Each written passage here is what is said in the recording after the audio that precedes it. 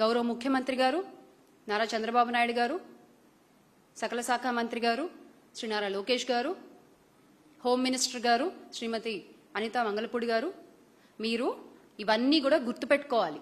It is noted, it is recorded. ఖచ్చితంగా దీనికి answer మీకు 2029లో దొరుకుతుంది.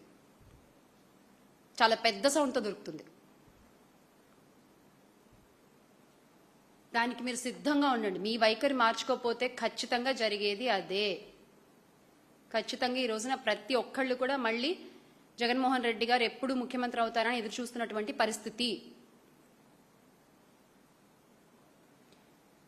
స్పష్టంగా ఇప్పుడు ప్రజలు ఒక విషయాన్ని అయితే గుర్తించారు.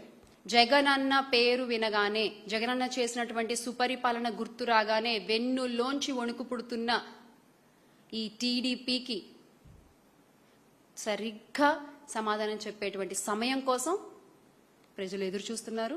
ఖచ్చితంగా సమాధానం చెప్తారు అని మరొకసారి మీకు గుర్తు చేస్తూ